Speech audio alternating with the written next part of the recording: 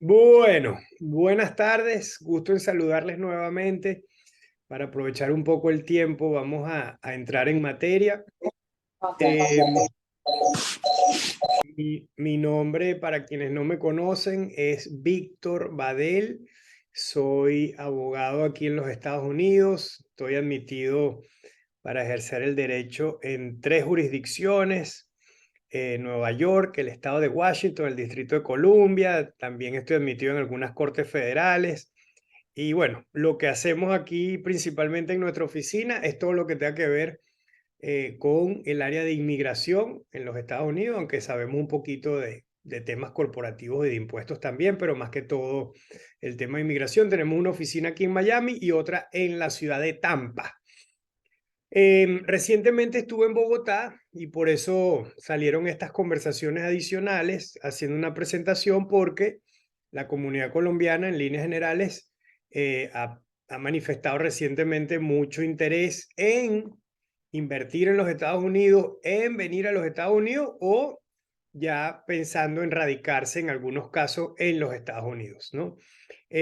Algunas de las visas que conversamos en esa oportunidad fueron las siguientes. La primera, la visa E2, que es una visa para inversionistas. Colombia tiene un tratado en vigencia desde hace muchísimos años con los Estados Unidos, cosa que lamentablemente no tiene mi país natal, Venezuela, ni lo tiene Brasil. Son los únicos dos países de la región que no tienen. Y la verdad es que los colombianos en líneas generales no le han sacado mucho provecho a esa visa. Esa visa, cuando se firmaron esos tratados hace muchos años, era para principalmente atraer personas a que vinieran, personas o empresas, a que vinieran a comprar un negocio ya existente en los Estados Unidos. Y digo que esa era la intención, la original de la visa, o del tratado, pero en este mundo moderno, en donde mucha gente quiere ser emprendedora, le hemos dado la vuelta a que ya no sea venir a comprar un negocio existente, sino crear un negocio nuevo. O sea que existen las dos opciones: venir a comprar algo que ya exista o venir a montar algo nuevo. Tiene sus características muy especiales, porque hay que montar primero el negocio para después pedir la visa, pero es una visa que, si se hace bien, es relativamente sencilla de que la aprueben, ¿ok? El tratado con Colombia le permite a los colombianos venir con esa visa inicialmente por un periodo de 5 años. 5 años puede venir el cónyuge y los hijos menores de 21 años solteros. Y lo bonito de esto es que el cónyuge, el esposo o la esposa, incluso sin importar el sexo, eh, puede tener un permiso de trabajo para trabajar, bien sea en el mismo negocio del inversionista o en cualquier otro negocio. Esa es una de las bondades de la E2, que el esposo o la esposa tiene libertad de trabajar en cualquier otro negocio. Muchas veces hemos hecho estructuras en donde se quiere que, por ejemplo, el esposo tenga libertad de trabajar, entonces la inversión la hace la esposa y el esposo, con ese permiso de trabajo, tiene libertad de buscar otro trabajo, ¿ok? Esa visa se puede renovar por el resto de la vida mientras el negocio siga andando. Muchas veces y en los años hemos visto negocios que tal vez no quedan, pierden un poco lo que fueron inicialmente, es decir, que se transforma un poco y eso está bien. Pero si va a cambiar de rubro completamente, es decir, si vino como un negocio de venta de vehículos y ahora, no sé, se va a dedicar a algo que tenga que ver con el campo marino, entonces ahí sí hay que notificar inmigración. Pero si el negocio se transforma un poco de lo que originalmente fue presentado, la visa sigue funcionando, ¿ok? Muchas veces cuando las personas vienen con esa visa, buscamos opciones a través del inversionista o del esposo o la esposa para que se puedan hacer residentes a través de otra empresa que los quiera ayudar o los quiera pedir, pero ya tenemos tiempo aquí, no hay problema, yo les voy a explicar un poco más adelante. ¿Qué hace falta para la visa E2? Bueno, primero que nada, ser colombiano, fácil. Segundo, que el tratado esté en vigencia, está, no hay problema. Tercero, que el inversionista haga una inversión, como su nombre lo dice, y aquí viene una de las primeras preguntas que siempre hacen es ¿de cuánto estamos hablando?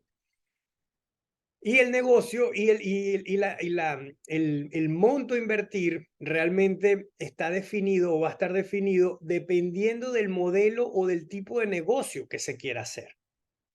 Si la persona tiene 50, 100, $1000 y quiere invertir en un negocio, bueno, hay que hacer un estudio y un análisis de mercado de cuánto vale ese negocio, cuánto se necesita para montar el negocio, para que arranque, para ver si ese monto justifica la inversión. ¿Okay? Entonces, todo va a depender dependiendo del tipo de negocio. Si se tienen $100,000 y se quiere montar un negocio de carritos de helado, bueno, puede ser que funcione, habría que sacar los números, cuánto cuesta el carrito, cuánto se le va a pagar a la persona en almacenamiento, en seguro, si va a crecer, cuánto va a quedar para comprar otros carritos. O sea, hay que hacer un análisis bien profundo y a lo mejor se considera sustancial. Pero si con esos $100,000 se piensa hacer un hotel boutique, obviamente sabemos que no alcanza ni para los permisos. ¿Okay? Entonces, cuando estuvimos en Bogotá, me acompañó una de las personas con la que yo trabajo modelos de negocio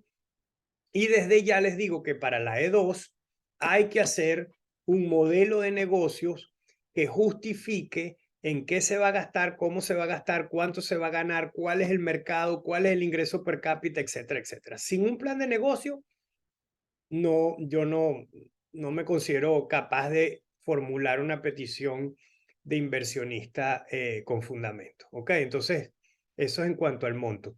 ¿Se puede invertir con dinero prestado? Sí, siempre y cuando el dinero no, el negocio no sea garantía para el préstamo. Se puede invertir en parte con dinero, con inventario, por ejemplo, o con maquinarias, etcétera. O sea, hay que analizar qué se desea hacer. Entonces, repito, ser colombiano, que hay un tratado, hacer una inversión en dinero o en inventario o en algo más para montar un negocio en los Estados Unidos. ¿Ok? Es el fundamento. Después, la persona o el inversionista tiene que tener control del negocio. Por control se entiende que, que que tenga por lo menos el 50% de las acciones o del porcentaje de la compañía, dependiendo del tipo de compañía. Y también que el inversionista tenga control operativo del negocio, es decir, que tenga un cargo de decisión, pues un cargo de gerencia general, de presidencia, etcétera, ¿ok? Dependiendo del caso, ¿ok? ¿Preguntas hasta ahora? Por ahí veo a Stephanie que llegó ahorita. Ahora, en la práctica, ¿cómo se hace esto? Y esta es la parte que a la gente le cuesta entender y quiero explicárselos así de manera sencilla. Si se va a montar un negocio nuevo, hay que venir a montar el negocio sin visa. O sea, hay que montar la compañía, hay que alquilar lo que se vaya a alquilar, comprar lo que se vaya a comprar y después que eso esté andando, se pide la visa. Cosa que la gente no entiende. La gente dice, pero bueno, ¿cómo voy a montar el negocio primero y después a pedir la visa? Pero eso va de la mano con lo que les expliqué al principio, que estas visas anteriormente eran para negocios que ya existían. Ahora, si todo uno lo hace ordenadamente, esta visa es casi que garantizada que la van a aprobar, porque está fundamentada en un tratado que existe entre Estados Unidos y Colombia. ¿Ok? Entonces uno viene con tiempo, se organiza, monta la compañía, hace lo que vaya a hacer, busca el espacio, lo que sea, y se saca la visa. Les doy un ejemplo de una visa, de hecho una persona, la esposa trabajaba con nosotros aquí, no la hice yo, montó una mueblería aquí, bellísima la mueblería, remodelaron, llegaron los muebles, hicieron todo, él desesperado se fue a la embajada a buscar la visa. Y en la embajada revisaron todo, vieron la foto, muy bonita la mueblería, y le preguntó, ¿cómo va el negocio? ¿Cómo están las ventas? Y este caballero le dijo, bueno, todavía no hemos abierto porque nos falta un permiso de la ciudad. Entonces el americano le dijo, bueno, vaya, abra, venda y vuelve. O sea, el negocio, y esto me lleva al otro punto, tiene que estar operativo desde un punto de vista comercial, es decir, facturando, ¿ok? Los negocios de servicios por lo general no son bien recibidos porque hoy está y mañana no está. Es decir, que prefieren ver negocios en donde haya algo tangible, ¿ok? Algo que se pueda tocar. Un restaurante, una peluquería, donde hay una silla, algo, ¿ok? Si va a ser una oficina, tiene que haber muebles, tiene que haberse invertido y tiene que haber algo. O sea, que siempre va a hacer falta hacer un modelo de negocio. Suena complicado, pero realmente no lo es. Creo que lo más difícil es conseguir el negocio en el que se quiere invertir, ¿ok? Y sacar los números. Yo en lo particular no soy muy amigo de franquicias, porque al final, con la experiencia, lo que me ha dicho es que la gente termina trabajando para el franquiciante. O sea, que el que realmente gana ahí es el que le dieron el que dio la franquicia, porque es así. O sea, hemos visto gente que ha sacado franquicias de heladerías, de Fruit, tintorerías, etcétera. Terminan trabajando para el franquiciante. O es un negocio que no tenga franquicia o es un negocio nuevo, lo que yo considero que sea ideal. ¿Ok? Cosas se pueden hacer muchas. Por ejemplo, en el campo de real estate o de finca raíz, fuimos acompañados por uno de los mejores realtors para mí que hay en la Florida. Uno puede estructurar un negocio invirtiendo en una propiedad y convirtiendo esa propiedad en un lugar de alquiler para Airbnb, por ejemplo. Es un negocio. El negocio es lo que le va a producir al inversionista. Entonces eso me lleva al próximo punto. El próximo punto es que el negocio tiene que estar activo, tiene que ser un negocio activo para el inversionista. Quiere decir que el inversionista va a estar haciendo algo. O sea que, para darles un ejemplo con bienes raíces, si alguien me dice que va a gastar o va a invertir, no gastar, va a invertir $1.000.000 en una casa que va a alquilar, yo preferiría que alquilara, o que mejor dicho, que comprara 10 de 100.000, ¿ok? O 20 de 50.000 para poder decir que va a estar activo manejando esas rentas, manejando ese negocio, ¿ok? Para poder demostrar que la persona está activa, ¿ok? Entonces, no puede ser simplemente un cheque pasivo porque se va a considerar demasiado pasivo. Entonces, tiene que ser algo en donde se demuestre que la persona va a estar invirtiendo de manera activa, ¿ok? Esta solicitud se hace a través del consulado. Afortunadamente el Consulado de Colombia en estos días emitió un comunicado diciendo que había más disponibilidad de visa, etcétera. La visa se puede conseguir una cita de manera rápida si se quiere, ¿ok? Así que no es un proceso que tarde mucho en hacerse. Una de las cosas que de hecho no les comenté en Bogotá es que la visa E2, y anoten esto para quienes están tomando nota, la visa E2 permite eventualmente traer empleados colombianos también, empleados E2. O sea que le da la opción tal vez a una familia a venir más de uno con un mismo negocio. Viene un principal E2 y una vez que esté ese aquí puede pedir algún empleado que sí tiene que venir en un cargo gerencial y venir a ayudarlo con el negocio. Tiene que ser también una persona del mismo país con el que se tiene tratado, es decir, otro E2, ¿ok? Perdón, otro colombiano. Esa es la visa de inversionista E2. ¿Preguntas hasta ahí? Ok, listo. La otra visa, Yo sí una pregunta, perdón. dígame. Por decir, ahí está Jorge Giraldo y Marcelo Mejía. ¿Los dos podemos presentar un solo negocio entre los dos o tiene que ser algo diferente? Anteriormente, cuando digo anteriormente, era unos años atrás, antes de Trump, diría yo por allí, se podía presentar 2 personas con un solo negocio. ¿Cómo es eso? 50 y 50 y se presentaba con un solo negocio y todavía pasaba. Hoy en día en la práctica es bien difícil que con un solo negocio vengan 2 personas,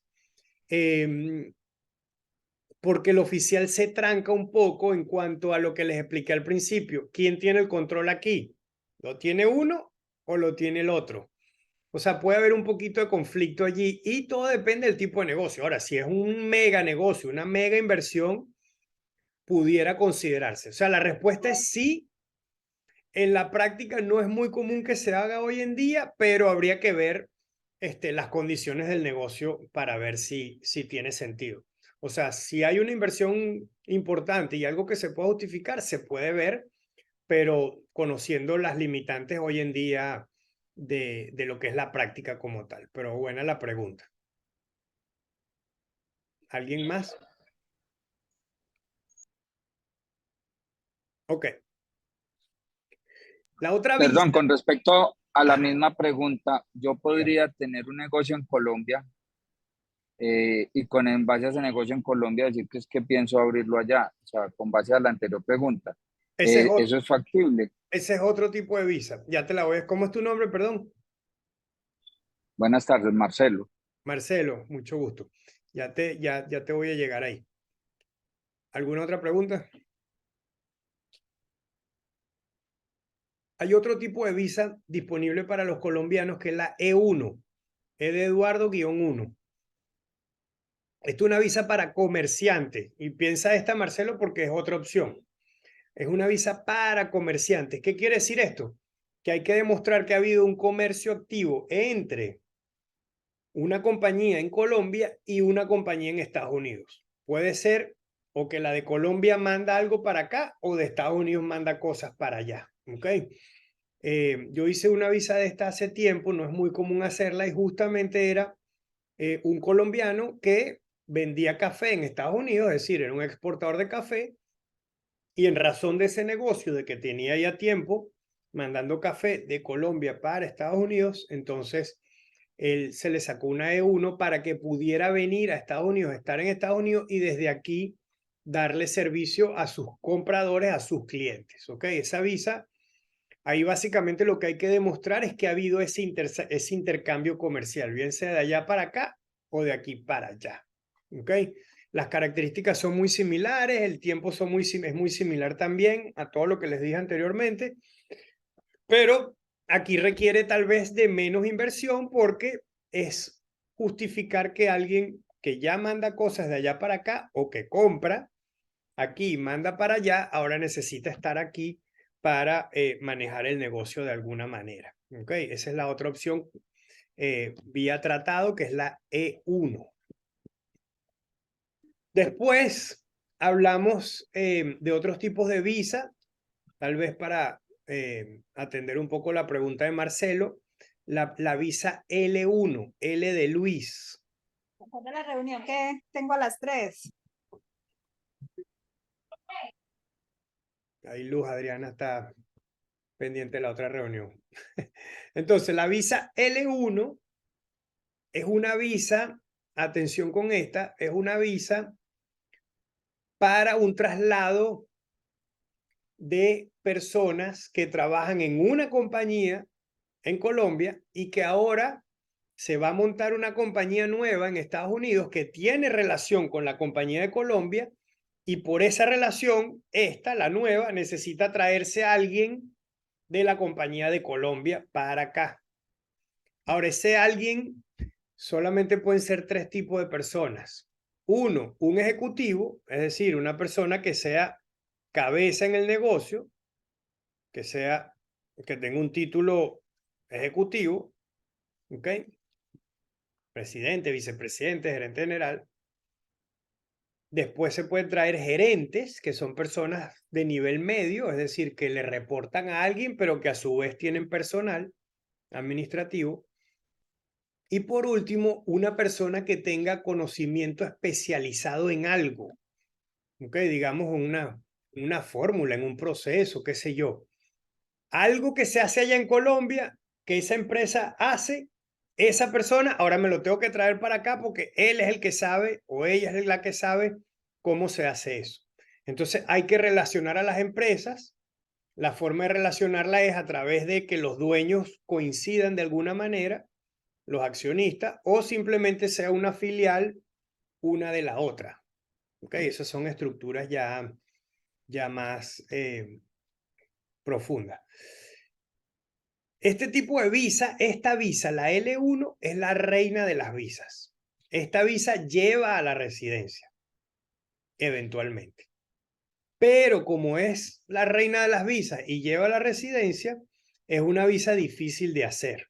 Les digo con toda responsabilidad que el porcentaje de aprobaciones es cerca del 40%. ¿Ok? No siempre la aprueban. ¿Por qué? Porque hay que demostrar que existe realmente una formalidad corporativa en el país donde la persona está empleada.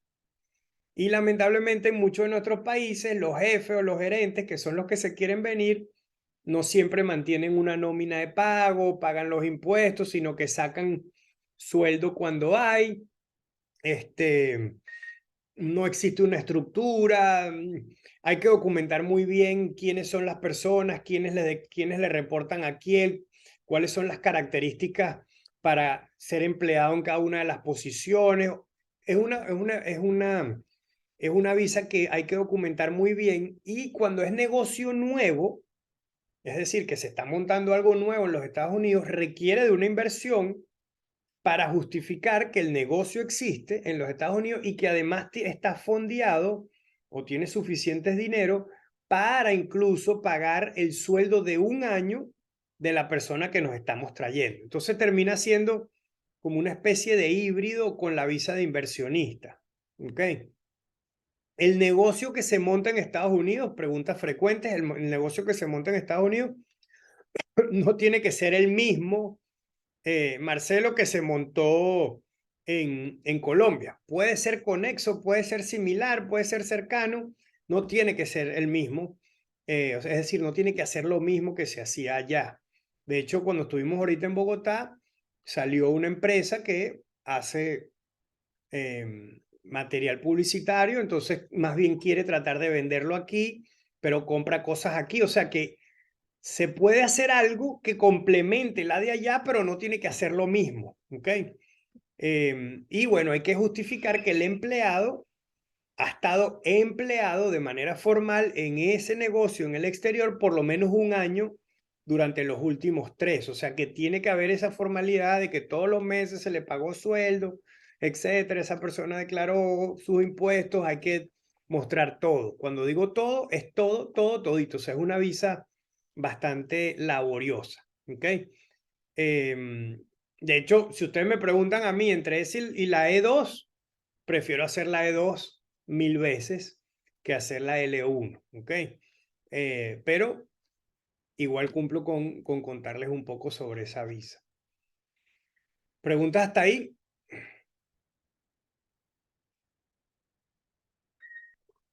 Ok. Sí, todavía tengo una pregunta sobre esa. Bueno. Podría tener yo unas, usted me dice que no tiene que hacer lo mismo, pero puedo funcionar allá como una sucursal de alguna cadena que yo tenga acá o de alguna empresa. Sí, Se perfectamente. puede montar y a partir de que lo monto con alguien que tenga, yo puedo montar la empresa con alguien que tenga residencia allá y se me Perfectamente. haría más fácil o no.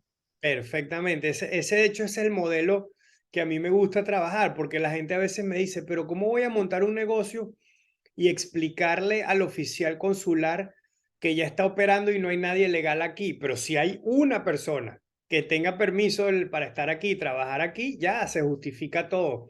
Esa es la vía, esa es una de las vías, Marcelo. O sea, esa vía es idónea, por supuesto, tendría que explicarte en más detalle cómo funciona, pero sí, si tienes empresas allá y deseas montar o explorar algo aquí, esa es una de las mejores vías para hacerlo. Gracias. Hola, Víctor, buenas tardes. Sí. Hola, Una David, ¿cómo pregunta. estás? Cuéntame. Sí, en el caso de la L1, la, la empresa, digamos, o para hacer ese trámite, es posible que sea empresa familiar. Sí, claro, No, perfectamente. o sea, no tiene ninguna restricción.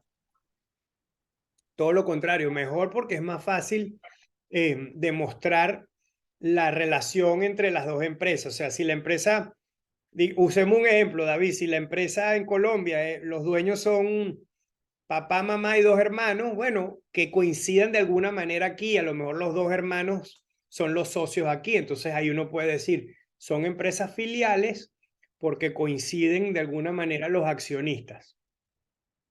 Pero ahí es donde ahí es donde nosotros amoldamos eso para que tenga sentido a la hora de presentar los documentos de acuerdo a la ley.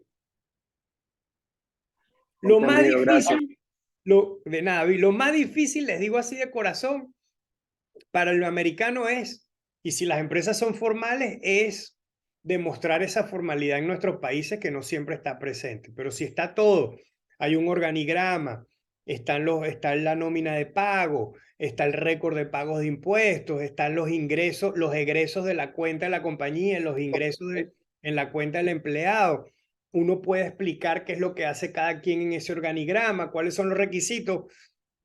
Se hace y después con la Y, y después y aquí ya, operaciones, claro, y operaciones, digamos, conjuntas, relacionadas. perfecto, sin problema. ¿Sí? Gracias.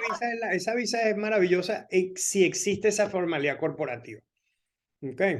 Pero lo que sí les dejo ver entre líneas es que igual requiere de una inversión, porque igual hay que montar algo, hay que fondearla, etcétera. Entonces, a veces es más fácil considerar la E2 para los países donde tiene tratado. ¿Ok? Cosa que, repito, es una de las bondades de Colombia que no tienen otros países por tener ese tratado.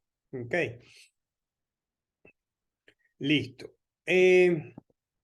¿Alguna otra visa que les conversé un poco en Bogotá? Es la visa H1B, que es una visa para profesionales. ¿Ok? Ahí requiere de una oferta de trabajo, es decir, que exista una compañía que les haga una oferta de trabajo y la persona tiene que ser profesional, es decir, tener un título universitario y uno tiene que justificar que se requiere de ese título para la posición. Esa visa es fácil, pero depende de una lotería y esa lotería se hace los primeros de abril de cada año. Entonces hay que inscribirse en una lotería, cuesta $10, es una tontería. Y si uno sale sorteado, entonces uno hace los documentos en donde demuestra que una empresa aquí le hace una oferta de trabajo a un extranjero para que venga a trabajar con el negocio, ¿ok? Pero eso ya tiene que ser una empresa que esté aquí, una empresa que ya tenga récord de impuestos, que tenga cómo justificar que va a pagar el sueldo de la persona, etcétera. O sea, no puede ser algo creado nuevo, ¿ok? Eso ya es otra opción por si acaso se cuenta con el apoyo de alguna empresa aquí o de alguien aquí que le quisiera eventualmente hacer una oferta de trabajo a alguno de ustedes.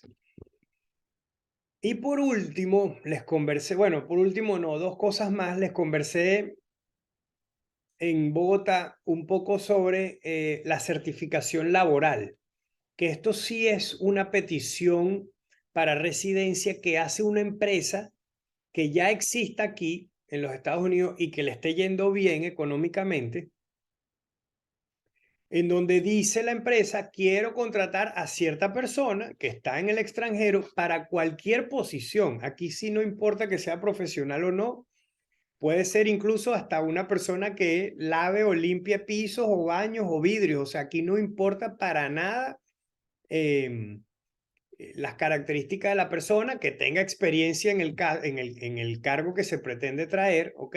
Pero yo esto lo hago para asistentes contables, asistentes administrativos, etcétera, y por supuesto también para posiciones profesionales, pero el proceso es un proceso largo, se llama certificación laboral, que lleva, repito, una empresa aquí en Estados Unidos que quiere contratar eventualmente a largo plazo a alguien que está en el exterior. Entonces, ¿cómo se hace? Digamos, yo como firma quiero contratar a un asistente legal, bueno, tengo que ir al departamento de labor y decirles, mire, estoy buscando a alguien y aquí en Estados Unidos no lo consigo. Ya hice toda esta publicidad y no aparece nadie, o los que han aparecido no tienen para nada las características que estoy buscando.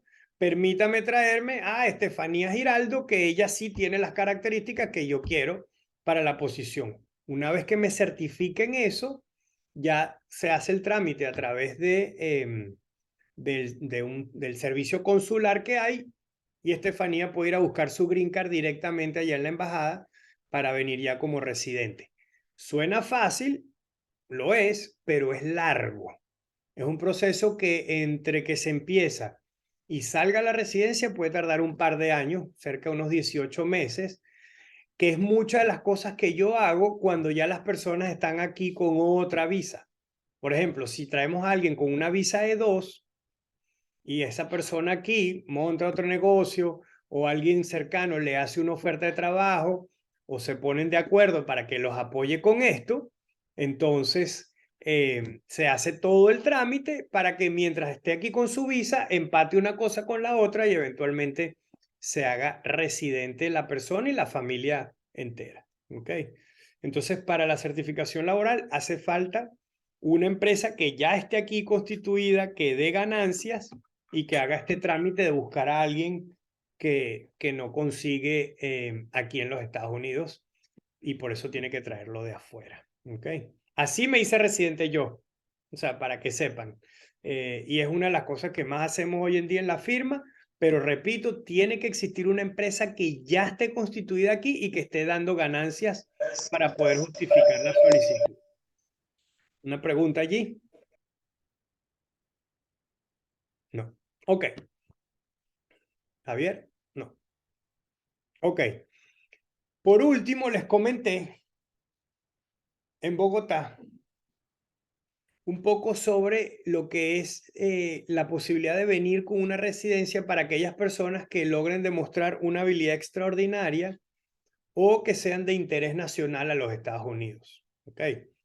En el caso de la habilidad extraordinaria, muy por encima, les comento que uno puede pedir una residencia si uno ha destacado en su campo, en su país, en cualquier cosa que la persona haya hecho. Ahora hay que documentar eso, como por ejemplo, la persona haya recibido algún premio importante, la persona haya hecho alguna publicación, haya escrito un libro o haya publicado algo que se considere importante en su campo, que la persona la hayan entrevistado, que la persona haya sido jurado en algún evento que sea importante. Todo eso hay que documentarlo, ¿ok? Entre otras cosas.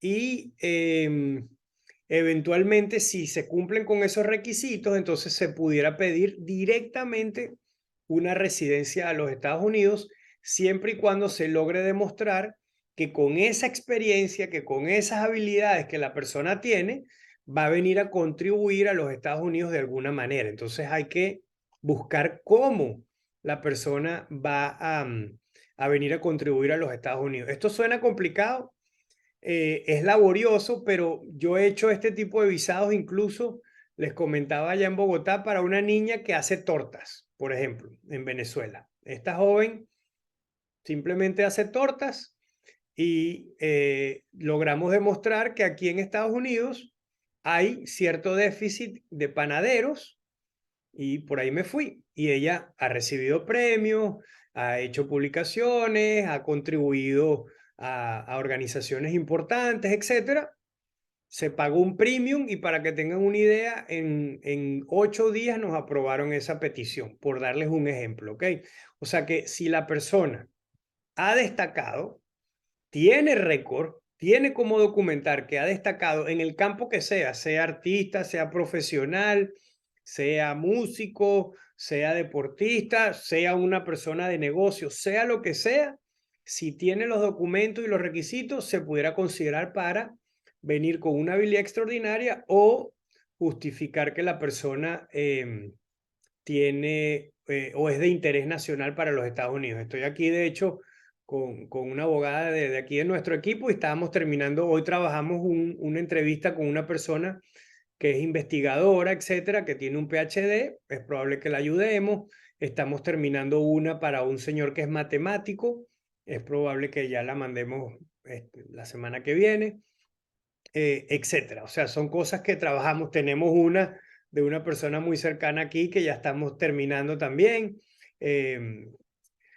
etcétera. O sea, es una posibilidad cierta que hay para que ustedes simplemente sepan que también si la persona ha destacado puede ser una opción para aplicar y venir a una residencia. ¿Ok?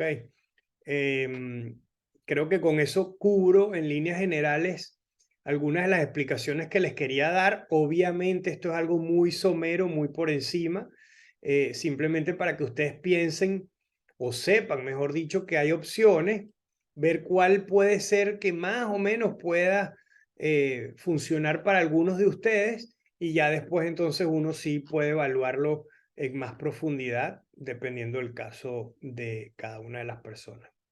¿Preguntas hasta ahí?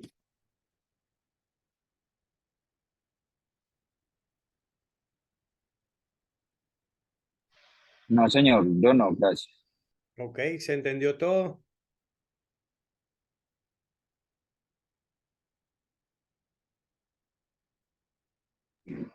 Para mí sí es claro. Ok. Yo te quería hacer una pregunta. Sé que algunos pues están interesados y en las invitaciones hacían casi las mismas preguntas. ¿Cuánto vale? ¿Se mira caso por caso? ¿Cuál sería como el paso a seguir? Sí, dependiendo de cada una de las cosas tiene un precio y un costo diferente, ¿no? Si te listo así por encimita, te puedo ir diciendo una E2, una E1, mire, una E2 puede costar unos $5,000 en honorarios y ahí hay que gastar en un plan de negocios bueno que puede costar unos $2,500, $3,000. Ahí no hay que pagar fee de inmigración, simplemente se aplican en la embajada y ya. La E2, la E1. Una visa L, que es la que es más compleja, esa sí lleva un poco más de trabajo, un poco bastante más de trabajo. Esa visa, entre traducciones, fees de inmigración y honorarios, pueden ser como unos 15, $16,000.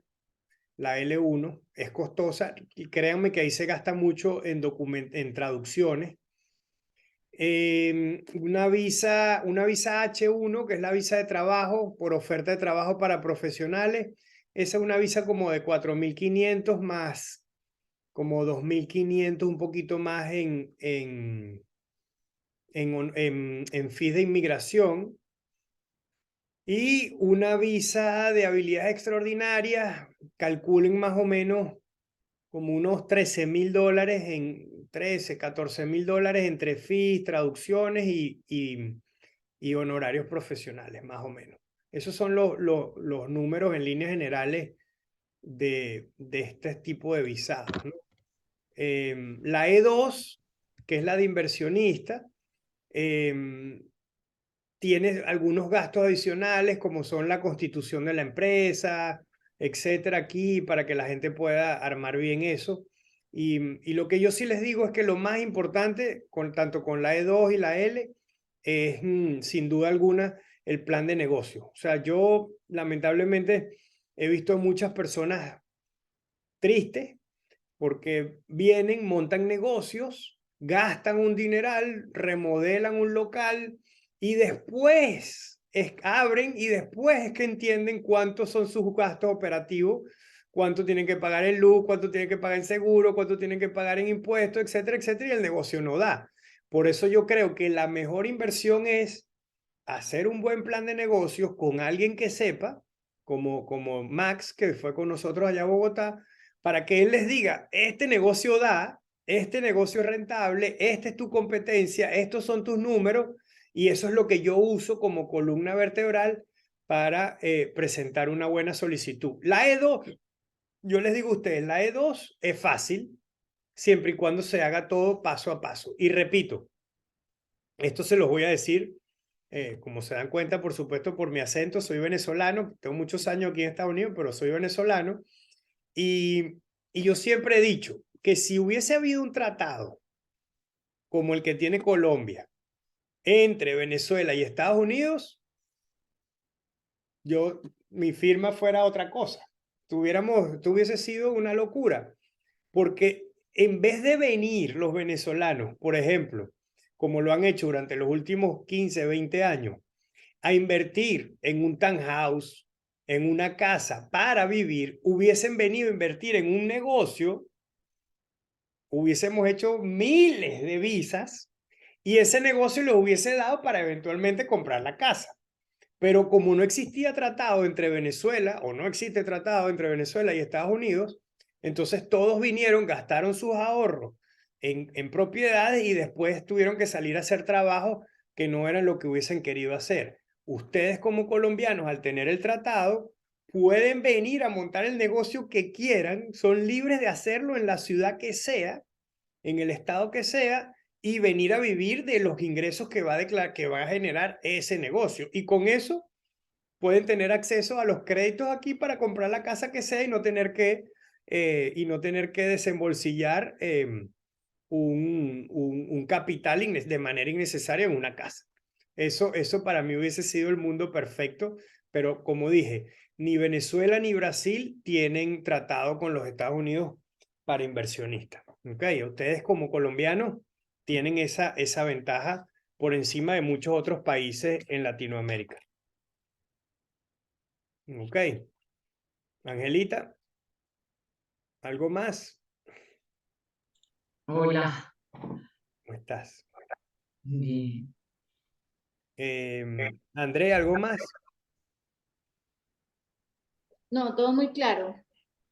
Bueno, déjenme ver cómo se los comparto Pues, entonces. Víctor, yo creo que Dígame. ya de pronto si alguna cosa ya internamente en cada caso particular, pues le molestaríamos para preguntarle, ¿no? Sí, por supuesto. Yo de verdad que agradezco muchísimo el que ustedes hayan querido venir en grupo. Obviamente esto es totalmente ilustrativo para que tengan una idea de lo que hay y cuáles son las opciones, pero obviamente cada caso requiere su análisis más profundo en cada una de las situaciones, ¿no? Yo tengo un cuestionario para casi todos los tipos de visa, etcétera, que por lo general lo envío dependiendo de lo que hay. Por ejemplo, en el caso de las habilidades extraordinarias, me gusta que las personas hagan el trabajo previo de listar lo que crean que tienen debajo de cada punto para poder evaluarlos más profundidad porque nos llegan muchos, tenemos muchos casos. Entonces, si no se hace ese trabajo previo, como que entorpece un poco el que podamos evaluar de acuerdo a las características de cada una de las visas. Pero una vez que la persona tenga el deseo de hablar conmigo, de hecho aquí les presento a Neji aquí, en la otra abogada aquí en la firma, que estamos aquí. Obviamente cualquiera de los dos que puede tomar alguno de los casos, evaluarlo. Entonces, ahí sí ya tiene que ser de manera individual. De nada, Susana.